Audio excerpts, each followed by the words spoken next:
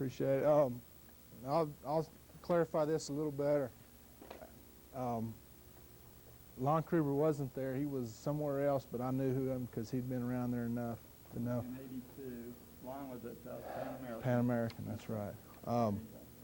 I left Kansas State, just a little bit about me, as a free agent, and thought because the 3-4 team you play with more linebackers, and the Broncos were playing a 3-4. And I was sitting there, and I wasn't, I guess, good enough to be drafted. They only had 13 rounds then, I think it was. And it was Dallas Cowboys and Denver Broncos, back and forth, back and forth. So finally I said, well, Dallas is playing a 4-3. The odds are I got a better chance of making the team when there's 4 of them. So to go to Denver, and it really worked out well because I got a chance to get exposed to Joe Collier was the defensive coordinator at that time, and Dan Reeves was the head coach. And show you how old John Elway is. He and I were rookies together, along with Carl Mecklenburg and Gary Kubiak and those guys. So, well, they decided I wasn't good enough, and they wanted to keep about 9 receivers and 7 linebackers for those 4 spots. So I went to USFL, and they were starting a team up in Oklahoma, which is where I'm originally from, in Tulsa. And I got a chance to go there and play with a guy named Woody Woodenhofer, was the head coach for the Oklahoma Outlaws. I don't know if y'all know Woody. Woody was a defensive coach with the Steelers, and he's got enough Super Bowl rings to line about half one hand and half of another.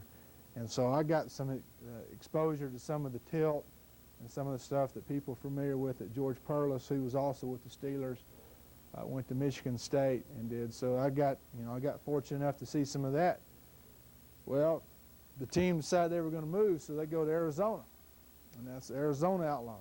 And a guy named Frank Cush was going to be the head coach. So I saw some of the crazy things that Frank Cush is known for doing, and I don't think I've ever met a tougher person in my life. He would go out jogging at 1 o'clock in the afternoon, and those of you who've been in Phoenix in May or June, July, at 1 o'clock in the afternoon, the whole inside your car will melt. And he'd go out jogging 3 or 4 or 5 miles, and this man's old now. But so he's a tough guy. But the coach there had been the defensive coordinator the year before, and George Allen had been the head coach. And they had put together, he had exposure to George Allen's defense. And I don't know if y'all remember days of Chris Hamburger and whatnot was playing with the Washington Redskins, and they had those old guys playing on that defense. Well, if you ever get exposure to it and how it works, you'll understand how the audible systems and whatnot, the George Allen defense, what it means. And so I got fortunate enough in a roundabout way to get exposed to George Allen's defense. And well, the USFL was going to fold. So shoot, I think I'm a pretty good player. I'm going to try to go back to the NFL. And so I decided I'm going to go to Green Bay. Well, the year I went to Green Bay, we were 1-15, I believe it was. So it wasn't like it was last year. But Forrest Gregg was the head coach. And see, Forrest was just once removed from Vince Lombardi as far as getting after your butt. And really nice, really good guy and cared about his players. But we just had some problems inside the team. And that time I decided, well, heck, I need to get out of this crazy business. 4 teams, 4 years. And I was just barely making teams anyway. And so I got into coaching and got lucky enough to went to a wedding friend of mine. Long story short, Charlie Bailey was at the University of Memphis, and a friend of mine was on the staff, and I went down there and shows you what Miller Lights will do. He offered me a job.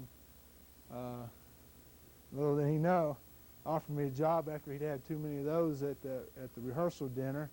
And I got a chance to work with a really intelligent guy. I know those of you know Charlie Bailey's head coach at the University of Texas, El Paso, and a really good mind. He's been a lot of places, and I think UTEP was ranked 2nd in the WAC last year in defense, and they don't have players at all.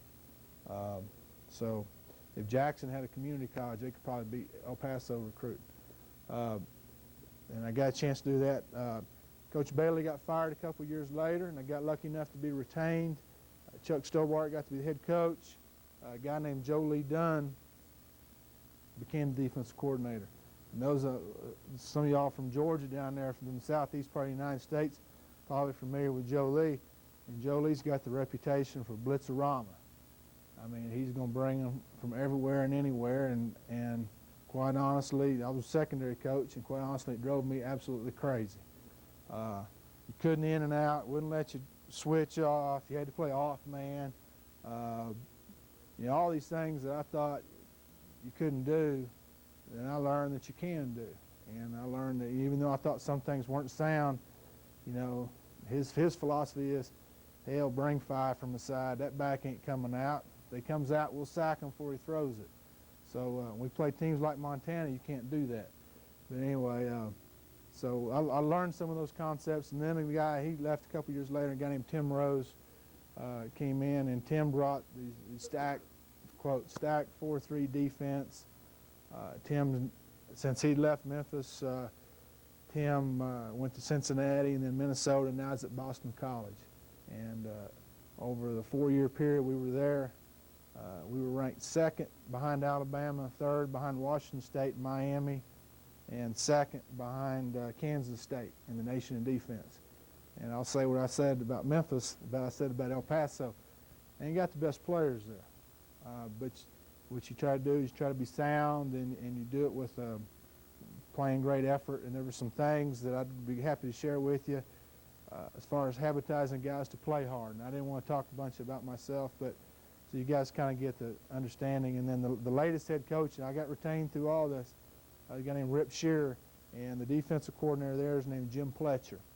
And Jim's has brought to Memphis some more of the 4-3 concept, and we kind of got him to blitz a little more than what he was used to doing, and he actually even plays some 50 defense. So I just want to give you all a small background so you can understand that, I mean, at 37 years old, you know, I'm not the youngest coordinator and I'm not the oldest, but I've been down that road a few times and been on a lot of teams and got great opportunities to work for a lot of, you know, really good coaches, and you know, I'm really appreciative to have that opportunity. And something I want to make sure and say about Coach Dimmel, as all y'all's programs would say, Dana Dimmel. At Wyoming, they make a great effort, and some of you guys are from here. As coaches, we go around to every town in the state that's got a school. I mean, it doesn't matter if they went to Wind River Indian School a couple of weeks ago. If it's got a school, somebody on our staff goes to it and puts on like free clinics for the kids. We spend about 3 or 4 hours out there and split the kids up and really teach them fundamentals. And it doesn't, you know, it's free to everybody, and it's part of the head coach's contract that he has to do that. Well, the one at Rock Springs is today, and they had rescheduled it to this date. And even though Coach Dimmel tried to get out of it, he gets a pretty good stipend. He's the one guy that gets a stipend for having to make all those, and I think this makes about his 28th or 30th one. So you understand why he couldn't be there today. It's just part of the deal. And he said I'd probably had to come with him anyway, just to, after he'd told a couple of jokes, then I'd have probably started talking. But I feel very, very lucky to be in Wyoming. I grew up in Oklahoma, as I said. To me, Wyoming is what Oklahoma was when I grew up, the way the people act, the way you get treated. I've yet to lock my car. I guess I came up here because it's kind of touristy, but you don't worry about locking your car, your house, and somebody will probably steal it someday, but just what I'm saying is you don't worry about it. There's no crime. And during recruiting, I'll tell you this real quickly, I'm sitting there and recruiting a black kid down in Dallas, and his mama gets on there and says, you know, I pulled up in the computer that there's less than 1% black in the state of Wyoming. And I said, well, yeah, that's true, but I guess, because I don't know, I see some, and I don't know, I don't look at it that way. But I said, well, what's the crime rate? And she goes, well, I don't know. I said, well, pull that up, and then pull up Houston, and pull up Memphis, and pull up this, and I listed about the other 5 schools that were recruiting them. And they were all 20, 22, 25% like that. And Wyoming was, I'll never forget, or Laramie, Wyoming, or whatever, was 0.0005. There was 3 zeros and a 5. I mean, somebody stole a stack of wood behind somebody's house a couple years ago. So I said, now, to me, I wish I could get I've got a 17-year-old daughter, and I wish I could get her up here to go to school. because I think it's a great place and a great situation, and there's not a lot of places in the country left like that. Trust me, I've been to a lot of places, and we've got a good staff. And we just got to make sure that we do the right things and win a few games. I don't know if y'all familiar with our schedule. I'll start talking football in a minute, but we open up with Ohio State, and that's about I do remember that one. And I was talking to Coach Dennehy, and you know, I don't know that I wouldn't rather play Ohio State than Montana, and I'll tell you that straight up. I'm scared to death to play those guys for what they do on offense, and they do a great job, and I think they're preseason ranked #1 in the nation in 1AA, at least one publication I saw. So that'll make 2 #1s. We also play Colorado, and they're going to be, I think, Sporting News, I think, had them #1. We play Hawaii and San Jose and Iowa State, and that's the first part of the season, and then Montana on October 13th, I believe, isn't it, Coach? 4th. Yeah, I don't know. All I know is the opening day of a hunting season, so however many people y'all have come to the game, that's probably going to be about it. And I even told the AD, messed up my hunting trip, but he didn't want to hear that either. I'll get to talking football here. We're going to, if I can get this overhead going, we're going to kind of run a, if anybody's done this before, you probably come help. We're going to run, a lot of people say a marriage, at least I say, a marriage of the 40 and the 50 defense. I didn't never coach in high school, so anybody knows how this thing, there we go.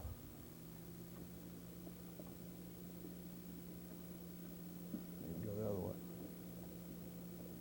But quite frankly, 4-3 defense is a lot easier to coach, and not necessarily worried about that part of it, but I think it's easier for your young men to learn, and because it is altogether gap control. I don't know how many of y'all work for a offensive head coach, and I'll just about say it like I was told by Charlie Bailey, who was the defensive coordinator for Steve Spurrier in the USFL. So the worst thing you could do is let them drive the ball.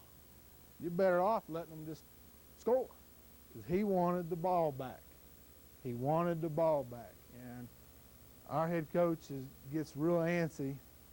And I noticed that already in spring practice, that if there's a short drive going on, he's wanting to go back to coaching. He wants to work, and that's what he's doing. That's what he wants to do. He wants his mind to be oriented to the offense. And Dana is an offensive coordinator, and that's what he wanted to do. So our defense, and he's told me, and I'm going to hold him to this, but he said just go after him, that we're going to score points and attack and cause big plays and pin your ears back a little bit. And so that's what we're going to do.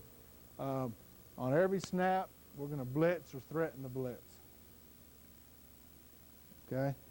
And I think that's very important to do that. And I talked to a coach back there who was out here watching a little bit of film, talking about 8-man front. What you've got to do, and this is just my philosophy, and I'm sure I'd never heard it before, but I'm sure I didn't invent it. You've got to basically outnumber them. And I know I heard Bobby Stoops talk at the National Coaches Convention. Bobby is at University of Florida now, was at Kansas State. And he talks about outnumbering them. It doesn't really matter what scheme you run. If you have more people than what they can block, at least against the run, then you should be successful if you can tackle. If they have normal personnel, which is 2 backs and a tight end, you should have a minimum of 8 people in the box. And I'm sure I'm telling things that I probably shouldn't, but if they've got 3 wide receivers, 1 back, 1 tight, you should, if you're worried about the run, have 7 in the box. When I talk about in the box, that's in a dimension where you can stop the run. That's not out in a if you're in the box and there's a slot, you're at least halfway to the tackle. You're not halfway out to the receiver. You're closer to halfway to the tackle. So that's having them within the ball, within that box area. I'm sure y'all are familiar with that. And then if they've got 4 wide receivers, 1 back, you should have 6 if you're concerned about the run. That way you can, in theory, outnumber them. Okay? We're going to force opponents to condense their package to prevent negative plays. One of the biggest compliments that I've heard, the defense that I've been familiar with over the years, been told as the offensive coordinator named Dana Bible. I think Dana's at Stanford now. He said, shoot, we couldn't run this play because we're afraid if you had that blitz on, you'd sack us. And we couldn't run this play because if you had that defense on, you'd be a loss of down. So they had to really condense their package, because if they have half of their plays called and you happen to have something that you run a lot called, and they're going to have a negative play, and instead of being 2nd and 8 or 9, it's 2nd and 16 or 17, they're going to condense their package. Okay? You've got to have easy adjustments to erratic formation. We've already broken down Ohio State, Montana's, Iowa State, Hawaii, San Jose, Colorado, Air Force. Yeah, I think that's about the games that we have already gotten film, formulated scouting reports for, or whatever, going into the summer. You would not have any idea how many screwy formations. Well, how are we going to adjust to that? Well, if we got this caught, how are we going to adjust to that? So you have to do that, and that's anywhere from no backs to option. And to me, running empty or no backs is just like running the option. You don't have to run it once or twice a game. They have to adjust everything to it. So we're going to have easy adjustment to erratic formation, stuff that our guys don't have to think much on. We're going to teach concepts of positions so personnel can be interchangeable. And if the opponent gives us something new, we should play basic rules. Now, I typed this myself, so I'll probably a mistake in there somewhere. So we should play, it shouldn't be asked by play. Bobby Knight, and I'm not a huge Bobby Knight fan, but I read some of the coaching stuff, and one of the things I liked that he said is that when his players get through playing for him, he wants them to be able to go out and coach basketball. He wants them to understand the fundamentals of basketball. And I really thought that was important, and especially nowadays, there for a while I didn't have any guys that played for me that wanted to go into coaching. In the last 5 years, I think, bless you, I've got like 8 defensive backs over my last 4 or 5 years that are now high school coaches somewhere. And I really take that as a compliment to myself, and I want to make sure that they go out and do a good job, and I try to teach them the fundamentals of why. And our staff on defense, I promise you, is going to teach the why. Everybody's heard that before. We're going to show why you do this and why you do that, so they understand, and if something comes up they haven't seen before, they know why we're doing it, so they'll figure out what the right answer should be. So we're going to really do that, and we talk about interchangeable personnel. If we've got a better outside linebacker, a better rush guy, outside linebacker than defensive end, we may, even though we call it a bull, we may put an outside linebacker in at that bull position. And I'll show you some stuff in a minute. Or vice versa. If we've got a better guy with this, we got a bunch of defensive linemen, then we're going to play with 4 guys. If we've got a bunch of linebackers, we're going to play with 3 linemen and 4 backers. So it really depends on your personnel. But the position's the same. The 9 technique's a 9 technique, whether you got your hand down or standing up. Okay, we're going to challenge each play, no drives, not a bend and not break defense. Now, I typed this. We were having a football camp last week, and I heard this high school coach was out there with this high school, and they completed a couple of balls, and I heard this defensive coach, "It's all right, you can bend, just don't break. Bend, just don't break." And I started thinking about as far from opposite of that as we can be. We're gonna challenge every play. If it's a wide receiver screen, little flare screen, run and shoot pattern where they pick the inside guy and throw the flare, we're going to make sure we're challenging that. We're not going to give them drop back 5-8 yards or 12 to 15 yards and react and make the tackle at 5 and 8. Now, we might do that if it's 3rd and 12 or 15, but we're going to challenge every play. Might be successful, might not, but at least we're going to try, because if you don't try, you've got no chance. We're going to practice and perform takeaways. Now, to me, and the coach at Memphis, Jim Pletcher, who's now, his thing is turnovers or pastries. And he's always saying, well, don't say turnovers or pastries. Well, to me, a turnover is a gift. If a guy running and fumbles the ball on the ground, that's a gift. That's a turnover. They turned it over. Takeaway is when you physically take the ball away. Whether you tip a ball at the line of scrimmage, get interception, cut in front of somebody, you make it happen. And we're gonna practice this make it happen temperament and personality. They did a great job there last year. They had like 61 takeaways during the year, and we'll probably we get that. I'll probably be fairly satisfied. Okay, but we're going to take the ball away. We're going to strive to prevent big plays versus us, 25 yards passes, 15-yard runs. And that's going to be one thing that's going to determine, that's going to be in our game goals, going to determine if we're successful or not. It is 25-yard pass, 15-yard run. Must be fanatical about pursuit. And I'm learning this the hard way. If you do not have a flow player, let's say that you're blitzing a backer from this side. If you don't have another inside linebacker to overlap or bring a safety down to overlap, you've got to have somebody. Oh, if you're going to play gap control and you're going to fill every gap, you've still got to have somebody that can be free. Because, hey, those guys are in our level, those guys are on scholarship too. And somebody's going to eventually block somebody. Or somebody will miss a tackle, or somebody will slip, or somebody will do something. It's that flow player, that extra player, that will make it happen for you. And if you run a blitz attacking type of defense, you've got to have overlap players. You have to have them, or they'll go out the gate. And I didn't forget that, but I tried to get away with it in the spring about a half a dozen times.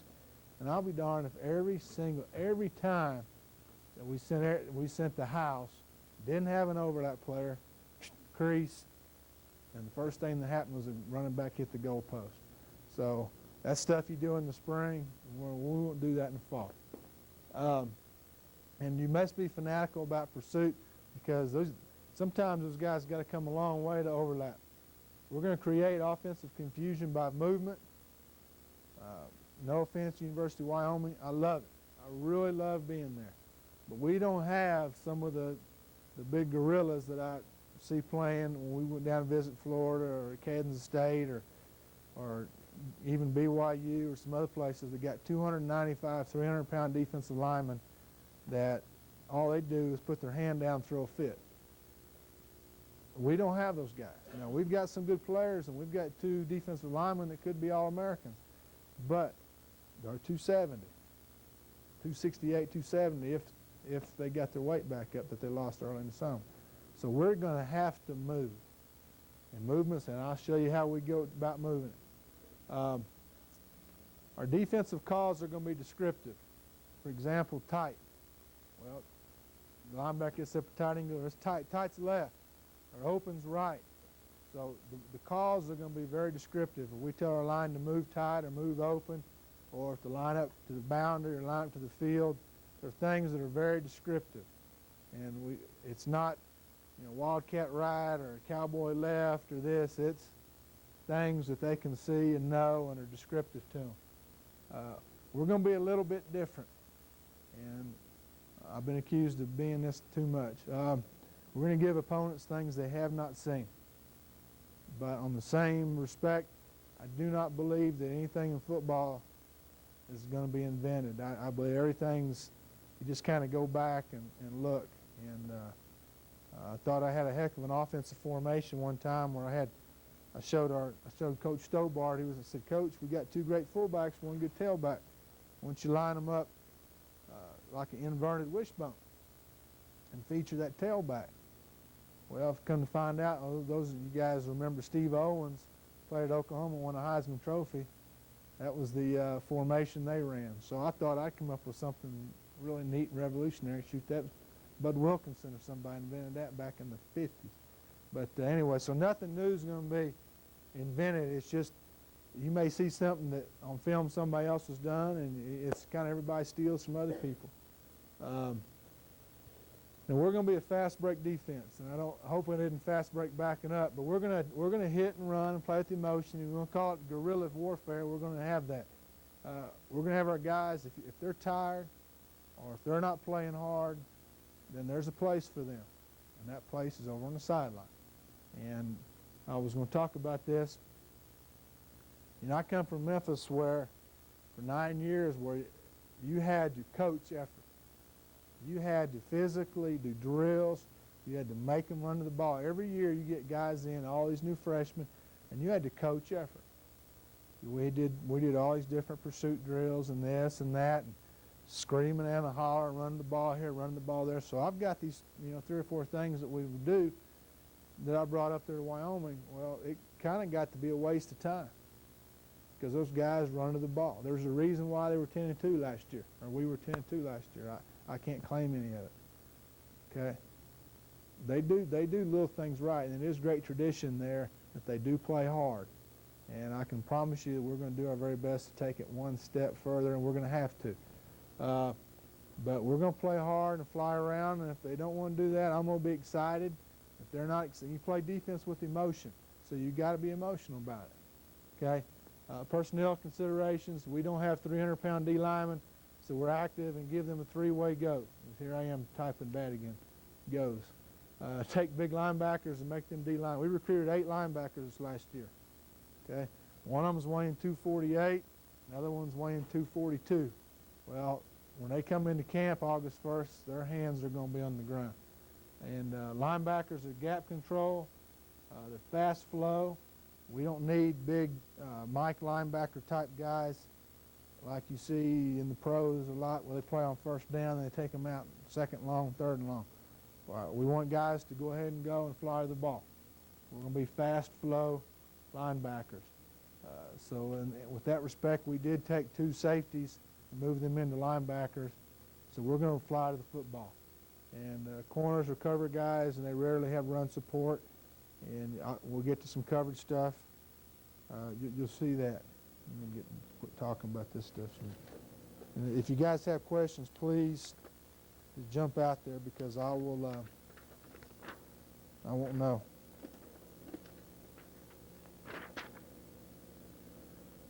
Okay, every week we're going to do a checklist, and this is stuff for me and those of you that are the coach in defense. We're going to be able to go through all their adjustments, formations. We're going to play the basic runs versus every defense. So in practice, they will see our opponent's basic runs. Okay, we usually take about 5, the 5 favorite runs versus every one of our defenses. Okay, we'll have their basic routes, and we'll go 8 to 10 routes versus every coverage that we'll employ that week. So they will have seen it a bunch of times. Blitzes and pressures versus all formations, runs or passes. They will have seen in practice several repetitions of every blitz that we run that week versus those 5 runs or those 8 to 10 passes. We will defensively categorize for calls and learning. Okay, that's the best way when you have a broad package is to categorize your calls. We'll have middle of the field calls. Sometimes some coverages don't work real well in the middle of the field. For example, it's not real good to call a cover 3 per se in the middle of the field where you've got an outside linebacker. He's got a lot further to drop. That's better on the hash mark because his drop now, if he's going to get to the numbers, he doesn't have as far to go. Short yardage calls, normal or must stop. A lot of times if it's 3rd and 1 early in the game, you don't want to give them a big play. You play something sound, somebody makes a great play, you stop them. But if they line up 1st and 10, that's fine. But later in the game, when you're down or you need to have a stop, you got to have something you can go to. 2-minute defense plan and calls, player substitution plans, and calls versus personnel groupings. So that's basically, then we'll have a what-if considerations, unexpected no-huddle offense, and we're not going to huddle on defense, so really a no-huddle offense, unless it's just coming back to the line real quickly, that's not going to be a big deal. Poor weather, if you have poor weather, well, if their number 2 quarterback might be more of a scrambler, or maybe he's a guy that can't get out of the pocket, and so maybe we'll really bring the house when he comes in. Can't stop the run early in the game, what do you do? Can't stop the pass or pressure the quarterback early in the game, what do you do? Well, if you get an early lead, or if you have an early big deficit, what do you do? Or if it's a must-stop series, these are the things you want to go. And these are things as a coordinator that I think you've got to have in your mind or be prepared. And it takes the pressure off of you during that game. If you've prepared it in your mind, what are you going to do? What if situations? And I learned these basically from Tim Rose, Joe Lee Dunn. We just go like that and start shooting and roll the dice, you know. And I love Joe Lee to death, but that's not me. So I'm going to do what's me. Try to be prepared for all situations.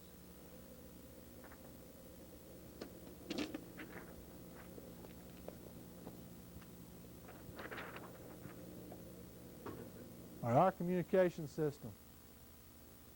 Be 2-digit numbers. First digit determines where the front will be set. The following are the bases will work from. Okay? 20 defense. The 20 defense is set to the split inside, which means our bull will be to the split inside. Okay? Our 3 technique will be to the split inside. Shade, or the 1 or the G or whatever, however the call is, will be to the tight inside, and then we'll have a 5 technique or 7 technique to the other side depending on the call. 30 defense, which is kind of a nickel situation for us, which we won't worry about that. 40 defense is tight inside. So on the 40 defense, the bull or our call side in is always to the tight inside. 3 technique will be on the call side. Shade or the G or the 1 or whatever you call it's on the other. And 50, when we get into 50, 50 is also the tight inside, and that will put our bull in a 6, our 3 techniques in a 4. You know, it's a 50 defense. We've got a 4, a 0, and a 4. But it's kicked with the bull being over the tight inside. That way our will linebackers are always to the open side. 70 is short yardage, 90 is short yardage. We won't talk about that. The second digit now will affect the alignments of the other side guard, for example, or in. For example, 22 puts both tackles in 2s, which we won't run very much of. 47, I said we'll put the opposite side in a 7 technique. Excuse me, put the call side in a 7 technique, and tells the Sam to step outside, and I'll show you that later. If we have a prefix, 2 prefixes we use are jet or go. Okay? Jet tells the bull and the opposite linebacker that they're rushing upfield, and go tells the lineman, don't worry about the run, just damn go get the quarterback. And that's really pretty easy. And our guys picked it up. We had it picked up within a week.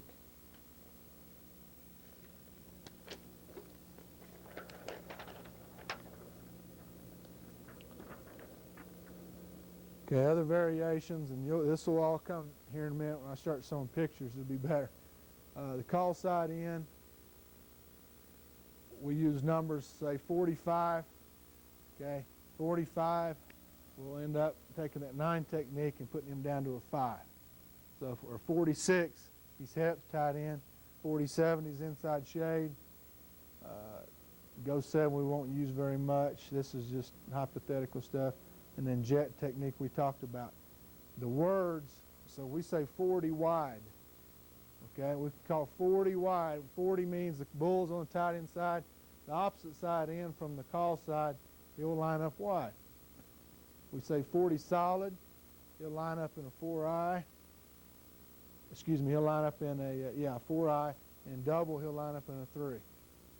So that tells the opposite side end his alignment. So we could call 40 wide, 40 solid, or 40 double. We could call 45 wide, or 45 solid, but we don't call that. Okay. Call side tackle, which is the 3 technique. We'll use numbers below 4. Okay, and we really would use 2, stack, or 1. So if we called 41, he'd be in a 1 technique. We call 40G, he'd be in a G. So anyway, that kind of gives you how we could call our defenses, and they're pretty basic. And I'll draw them here a little bit easier. Here's our base alignment.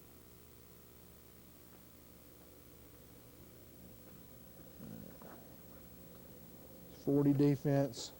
Get a pen.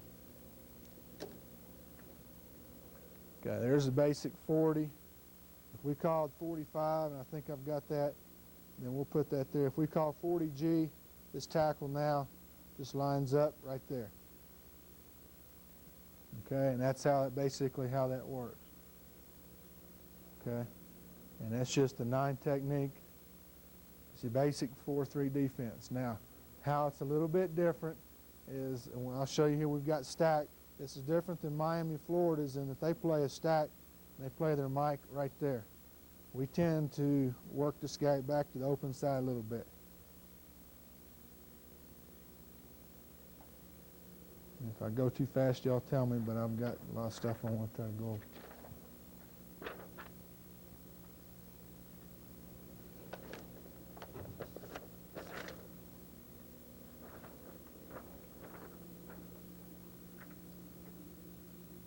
Okay, here's 40 end, and we started talking about movement. Okay, there's 40 end. That's the end. That means the end comes under. Now the backers have got to know. Obviously, this Will backer knows now if play comes outside, he's got to come quicker. Okay, we're just basically exchanging gaps between those two guys right there. Okay, now other movements we can do. Okay, 40 nose. We'll bring him here. Okay, now the Mike knows this would be his gap right here. Okay, 40 tackle. We'll bring the tackle into that gap. Now, we wouldn't hardly ever call 40 tackle unless we had 45 tackle, which our bull would be in that gap. So just by calling their name, we'll move them a gap like that. Okay, real familiar. That's real similar to what Texas A&M has done down there for years with their 4-3 defense. They'll move one guy, and basically all you do is shift the backer over, and it's not real difficult.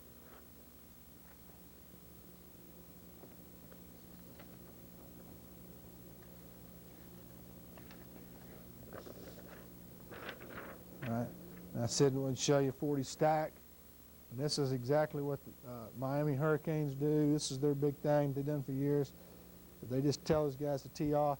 Now, instead of Mike being right here, he's just sitting right there. Now, here's the difference. If there's an I formation team, and we're not regular 40 with the Mike right here, and they run an ISO with the B gap, we expect our Mike to take it on first. Okay? He should kick it out to who? The Will. The Will will be unblocked. If we're in 40 stack, okay, and it's ISO this side now, we expect the Will, and some people call that hard stack or soft stack. Okay, soft stack is when the Will takes it on, hard stack is when the Mike takes it on. Okay, and that's just a matter of who's going to take that fullback on, and you can kind of change up on. And that's real helpful. And you can stem your Mike backer. You know, you can see real easy where this Mike backer can start right here. And if you're Ohio State and they're a big isolation team, okay, well, they're going to look for the bubble. Well, now the bubble in our regular 40 defense, if the Mike's sitting over here, the best bubble for them is to ISO the Sam. Okay, so they'll probably call it over there. All Mike's got to do is go take two slide steps over here. And now the best place for them to ISO is the Will. So I guess the old Josie Wales thing, a man's got to know his limitations. Okay, well, we understand where they're going to go. We just got to move around on them a little bit. And again, that's movement.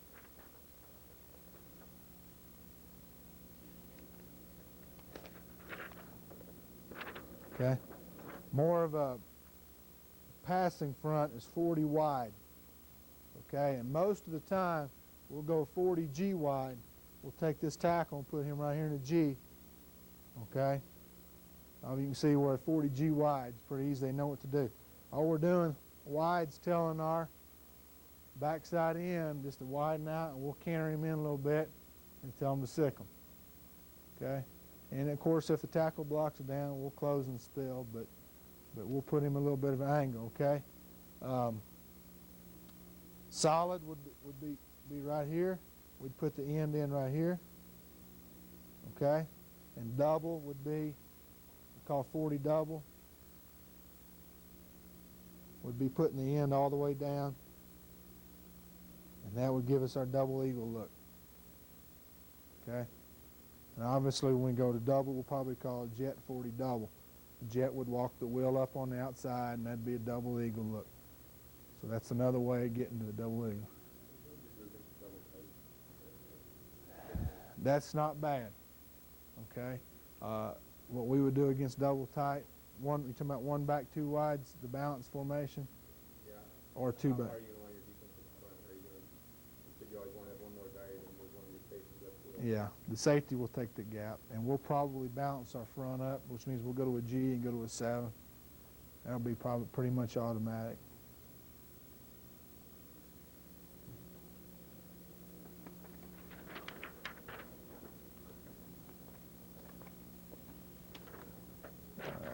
And then talked about the second number tells our bull what to do. If there's a 47, if he was head up right there, it would be 46.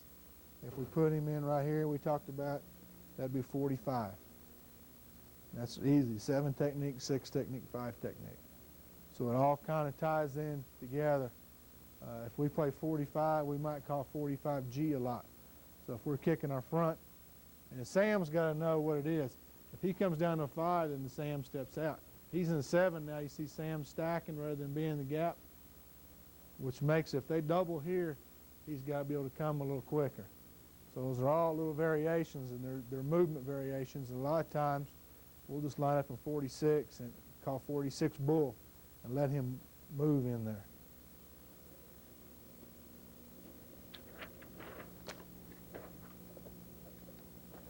All right, get some of the pressures a little bit. All right, 40 wheel torch. Anytime you hear the word torch, torch tells the backers, if we just said torch, then both outside linebackers would rush on the outside, okay? Obviously this one's wheel torch. If just the one's called, then the Sam knows what. They didn't call both of them. I mean, they didn't call torch, so it's just wheel torch. So it's pretty descriptive, like we talked about.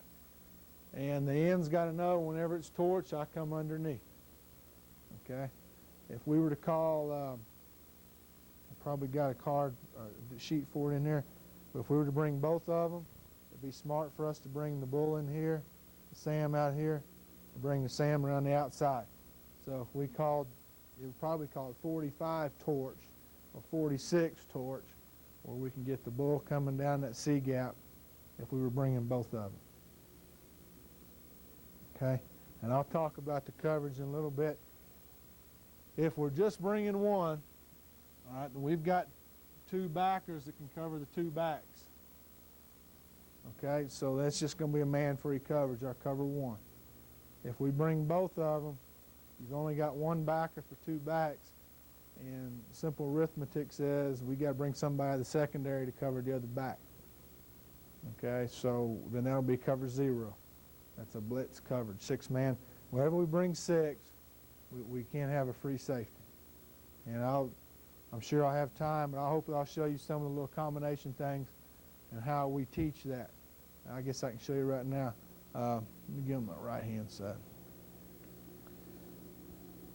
If we have 2 backs in the backfield, our cover 1 concept is we'll have a free safety here and a strong safety here.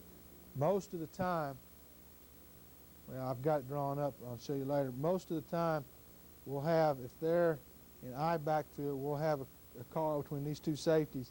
If this guy goes across, this guy takes him, and he filters back to the middle. Okay? And if he goes up vertical, the strong safety will have him, and we'll basically have him double team vertical. If he goes out, strong takes him. Now the free is there in the hole to be free. So we've got a combination going there. If we're bringing both the Sam and the Will, all right, then we have to do what's called backing the blitz. Our free safety is pretty smart. All right, I always had a smart guy there. He'll do what's called back the blitz. Okay, we already know our strong safety now is going to have the tight end. He's got to know which back, the remaining backer, who in this case is the Mike backer, which one we want him to take. In this particular formation, we would let our Mike take him because they'll run this pick game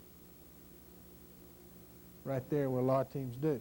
Okay, Tulane last year beat Rex Ryan's vaunted defense for about 38 points because they kept having the inside linebacker trying to cover the back out right there, and all they were doing is picking him with the safety. And they just kept throwing to that back, and he'd running up down the sideline the whole game. So they had to quit blitzing, which is not Rex Ryan's thing.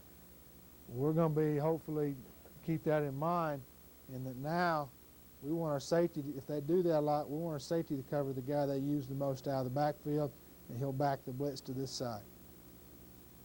Okay? And we will, obvious question is, we will in and out those two guys with those two safeties sometime. And that just gets us in a better position to make plays.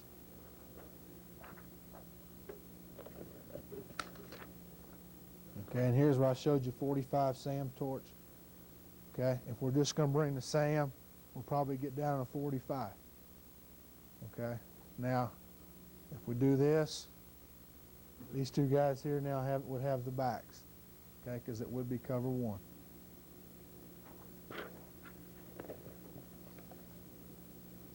Okay, the word blaze tells the backer to go in the inside the end gap. Okay, if it's the Will, it's the B gap, and if it's a Sam, it's the C gap. Right there. Okay, so 40 Will blaze. The end knows he's got a loop. Will's in there. If we just call it 40 blaze, it'd look just like that right there. Okay. Now, when our safeties will call support calls, and whenever the ends have support, we'll call that strike support, so that there's never any confusion. So if that safety's back there going strike, strike, strike, well, that end who's got his hand down is probably thinking about how he's going to beat that tackle. It reminds him that he has contained.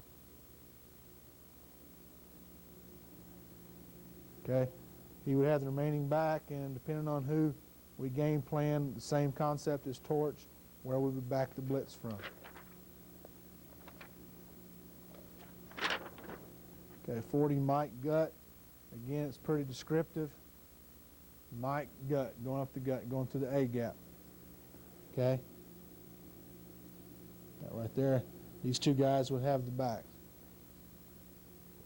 Okay? And that's a 5-man pressure. Play cover one behind it. Okay? Here's a good defense for us right here. Stack blaze. Okay, what Stack has done, Stack is centered up. Remember we showed it centers up our Mike. Stack also puts us from a 3 to a 4-eye, which I neglected to say a while ago. Stack defense, there's a 4-eye here. It puts our Mike over here in this gap. It's a much more balanced. Now it lets him to be the overlap, the flow player that we talked about early on runs. Okay? But that's an example of blaze. And really 40 stack blaze is better than just regular 40 blaze.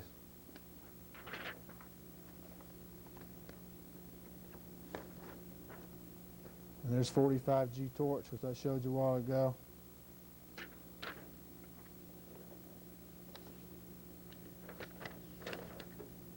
Okay, here we go. 40G wham. Now, wham, Will, and Mike A. So to me, it's descriptive. Anyway, we're going to put this guy in a G rather than a shade, which gives him a little better angle tearing down inside there. Also might suck the guard over for a little bit. Mike A. Will B. Okay? Now this is a 6-man pressure. Okay, where do you think the free safety would then back the blitz? He's got to know where the blitz is coming from. So he's got to back the blitz to this side, because now the Sam, we don't want Sam covering that back clean over there. We'd rather have Sam covering this back right here. Okay? And the free safety will now come down and take that guy. So it's important that we understand, those safeties understand the concept of the blitz.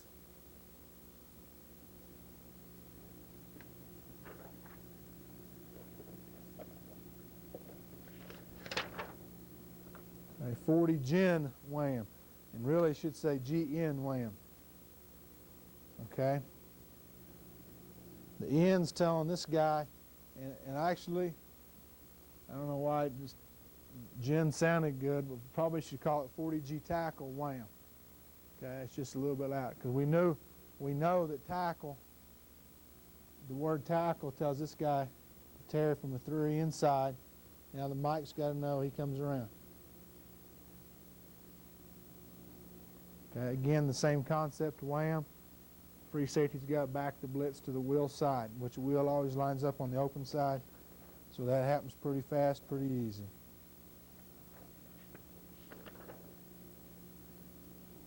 Okay, 40 nose wham.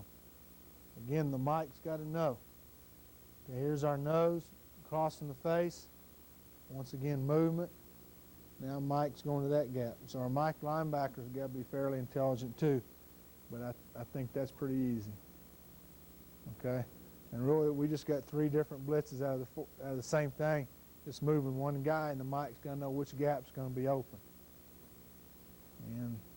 And this will give you the impression of bringing 4 from the side. Very few offenses can block 4 from the side. Now it's not. It's 3 and 3, but the center steps to this side. He cuts around that side. It gives the impression of that.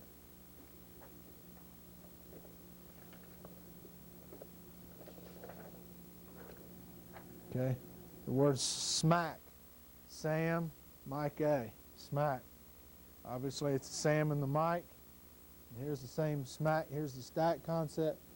We're going to go to a 4-eye. Now, we could just send him like that, but we felt like we got a better twisting motion.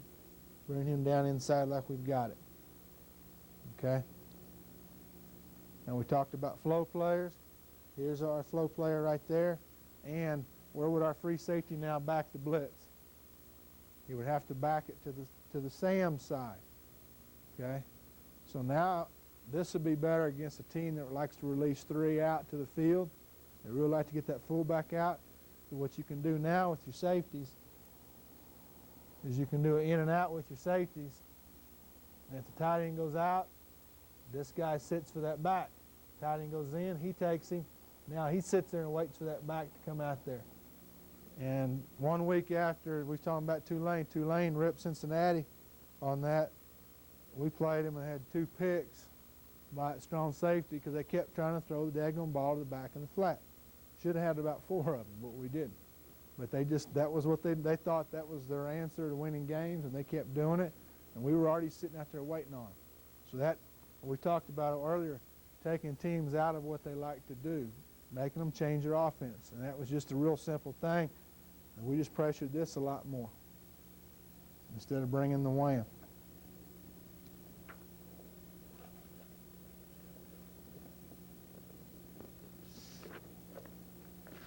Okay, this probably should be up in the basics, but 40 tight. This is just a 4-man pressure.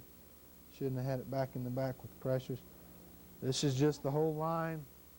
So this is a 3 techniques actually moving to a 4-eye. We got a nose game and an end game on. So it's changing our gaps. So all these backers have to know now.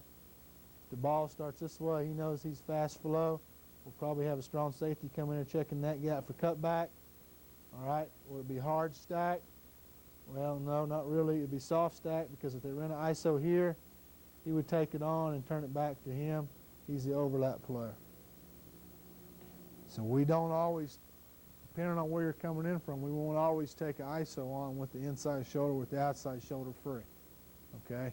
Depends on where your help's coming from, and that's my job to coach these guys.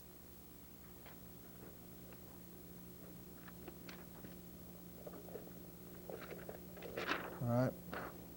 Here's been a pretty good pass stunt for us for teams that run slide protection. X cuff. Now X, obviously, we're going to have to call X. So our Mike linebacker will come up here and he'll go X right, X right. So the people on the right know that's where the cuff is coming from. And all cuff means is C gap. The end will tear if this guard sets, slides on sets, he's got to come under it. We didn't get a sack in the spring game because that guy didn't come underneath a fan block. About choked him when he come off the sideline, but that's pretty basic for us. And this guy now he's got contained, and the mic will come basically right over where the tackle is. Okay, the tackle sets down, he's got to come tight. If the back sets the block right here, if they do slide protection, slide, so they can release their tight end, block the back right there. He's got two guys to block. Okay. All right. Use the same thing to show Y wedge. If we call it Y wedge, okay, and we probably call 45 Y wedge, with that being the SAM. 40 stack Y wedge. Anyway, he would come right over this tackle. He'd come under. The SAM would come outside, so it's the same movement away. We have to call stack, 40 stack, 45 stack Y wedge is the call. So we're just bringing it to the Y side, to the tight end side. Okay. It's probably not as good a blitz, but it is effective if the team does their slide protection away from the tight end. Did I call wedge? I was thinking about that. It's cuff. Last one was cuff, Y cuff. Okay, this one is wedge. Wedge, we're just switching between here and here. It's the exact same thing. We're just switching between the backer.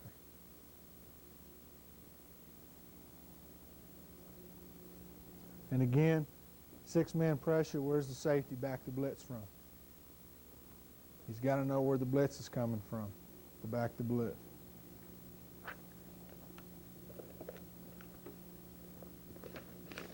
All right, 20 defense. And like we talked earlier, 20 defense sets the bull to the open side, and hopefully they won't run the ball the open side. If they can run the ball the open side against a 20 defense, we need to piss on the fire and call on the dogs, because it's going to be pretty much over with. Okay. This gives us this same look that the 45 defense gave us right here, but we're sounder over there. It changes the bubble up on I formation teams a little bit. Okay. Some of the pressures we'll use with that: 20 wheel gut. Once again, the gut means A gap. Every gap's covered, so the wheel gets to come all the way into the A gap.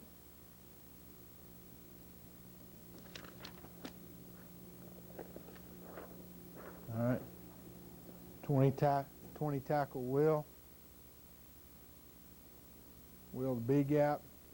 Once again, the word tackle now tells the 3 technique. He comes under.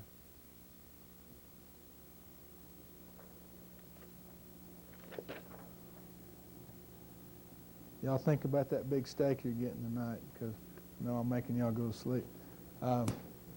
20 SAM torch. Okay, so it gives us that same thing that the 45 defense gave us with the SAM outside, so the SAM torch is good right here. Okay.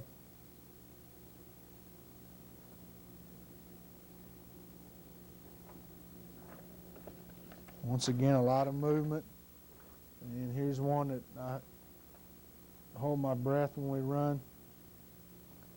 20 gout wham. It's the wheel and the mic, and we got to know what gaps are open now. Okay, the wheel can't rush through, and we expect these guys to learn defenses. We talked about concepts and understand the concepts earlier. We expect them to know what gaps are going to be open. Okay, here's a G. All right, here's your 3 technique: gout, G, here's your G, out. Tells them to go out. Wham, Will and Mike A. Boom and boom. Okay? 6-man pressure. Free safety backs the blitz to the Will side. Will's always to the open side.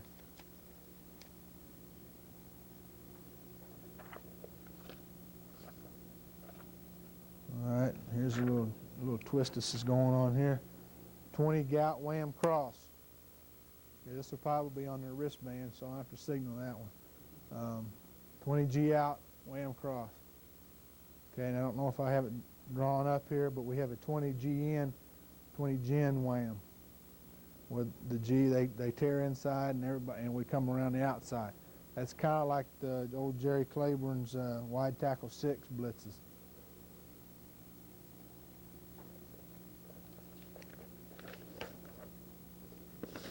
Okay, 50.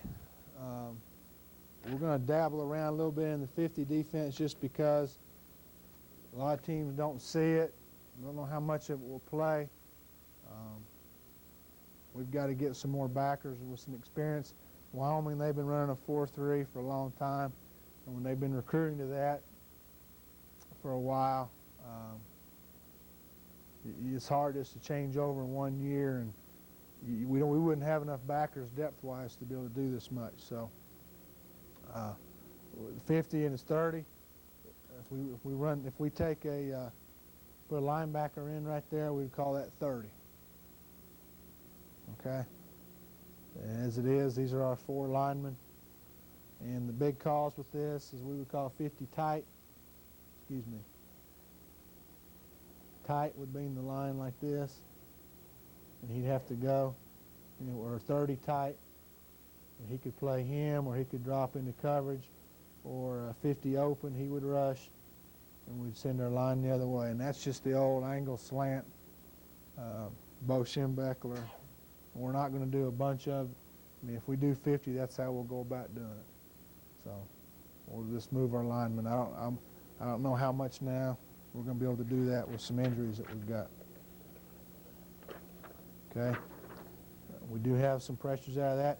The jet 50 tight. Jet, once again, we said earlier, the prefix jet sends the Will and the bandit. And the line now goes to the tight inside. It's like our 40 kind of. 40 tight basically gets to the same thing. Okay? Okay. Jet 50I. Okay, I is telling these guys getting 4 eyes.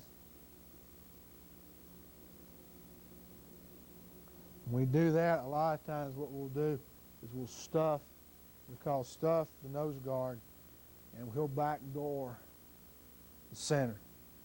Okay, which is kind of hard actually to teach guys to do because they always want to beat guys across their face. So we'll hit him when the center tries to reach him. We'll backdoor.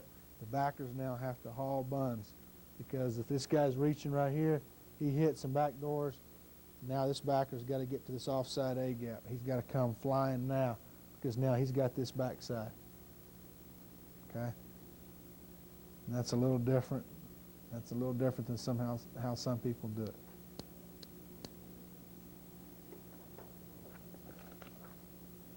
Okay, the same blitz as we use to the open side, can run to the tight side. 50I X wedge, right there, and that's with the Will coming under, and the Mike coming around. Okay, if we did it to the tight inside, we have to use the word rush. Tell this guy to rush. If we said jet, this guy would be outside, right? That's what jet means for us, right? And this guy would haul buns upfield like that, okay? If we use the word rush, it tells both of them just to rush, that they may not necessarily go outside, so they kind of have to know the defense. So rush and jet mean the same thing, except there should be a light bulb go over their head saying, well, rush means one of us is not going upfield. Which one is it? Well, then they got to kind of listen to the call. So Y wedge means this guy now comes under and we go around.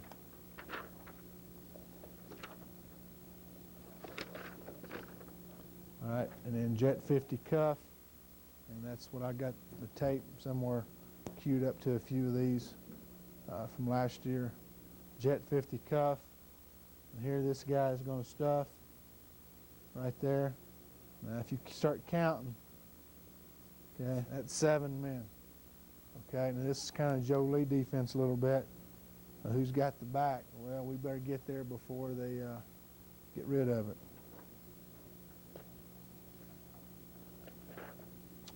And then Jet 50 type blast. So what the 50 does, the 50 enables you to blitz a little bit differently. But if you'll see, we're covering every gap about half a dozen different ways by pressure. All right. Our base coverage. I know y'all want to talk some coverages. I know you always want to talk. All right, we'll call blue coverage, and it's pretty common. Everybody's playing it now, where these guys right here are reading number 2's release. Okay, and this is what they were playing at Wyoming last year, and so it was really easy to teach. If 2's vertical, then he's going to be soft. If 2's in the flats, he sticks. If he feels 2 go across, then he sits. Okay? Obviously, he doesn't have a number 2 receiver, so he's going to sit hard. Okay? It's not the old way they played cover 2. It's the newer, more modern way. It's a little safer. It's kind of a crossbreed between playing quarter. A lot of teams play quarters across. Okay? And they ask these guys to buzz the flats. It's kind of a cross between those two. And it's a safer way probably to, what it does, basically you got to do this. You play cover 2. This linebacker's got to run with number 2. If he goes vertical, which that's going to vacate a zone. Or you read 2, which lets him sit in that zone. Okay? And you may be a little soft reacting up to the flats right there, but that's the hardest place for them to throw the ball. Okay? The hardest place for them to throw the ball is the field flat. Okay? So either that linebacker is going to run with 2, okay, or that corner's got to sink and be soft on 2 vertical. You got to do one or the other, or 2 will go right up the middle and burn your safeties for touchdown. We're going to be man most of the time, so this will be our zone, and we will play a basic 3 deep zone, which we'll call green.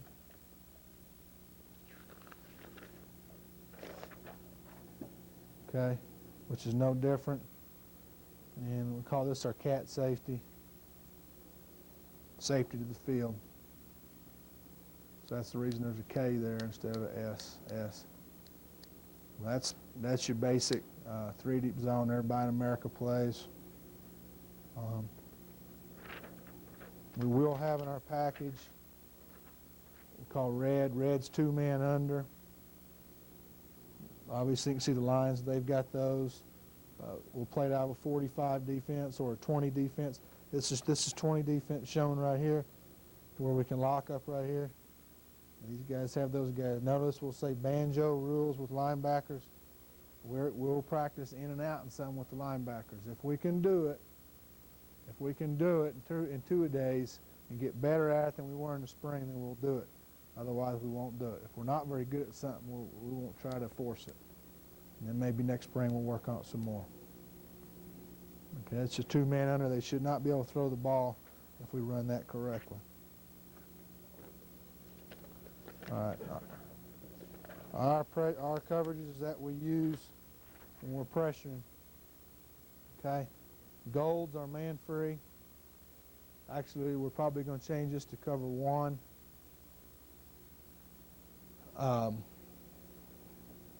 And in the back, the 3 backers have got to know who's going. See, it says based on the blitz. Okay, free can combo this formation. Well, combo means he and the cat safety can now combo the tight end, which we drew up earlier.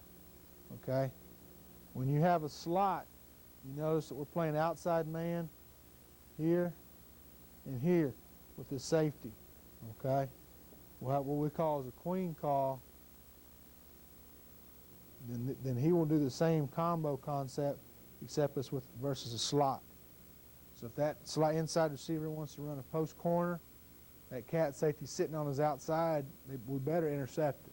If he wants to run a post, free better intercept it. Okay, that strong safety or that cat safety knows he's got help inside. Okay, it's still a 5-man pressure. Now what it does is it gets you in problem if it's a 2-back team that runs no tight end, and you're queen calling all the time, sending this free over here. Uh-oh, gotta get that off. It creates problems for your backside corner over here. He's locked up, and where we usually put our best corner will be to the boundary. For that reason. Okay, and then our blitz coverage covers 0. Okay, and here's the rules. Number 2 weak, number 3 strong based on the blitz. Can in and out with the cat if number 3 is strong.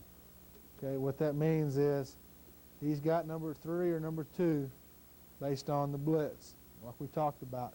He can in and out with his safety right here if he's got number 3 strong. If that free safety is back in the blitz, like say that smack right there. Say we had smack where he had number 3 strong. Okay, or a 45 torch where he's got number 3 strong, then he can in and out with that strong safety. Okay? Now, you notice this safety here is lined up inside in blitz coverage. He's not outside anymore because he's going to lose that safety when that safety comes downhill. When that safety backs that blitz. Okay, he's got to back the blitz because now he is our flow player. He is our overlap player. Okay? So that cat safety or that strong safety here, he doesn't have any help in there. He's got to play inside. When we don't have help, we will overplay the inside.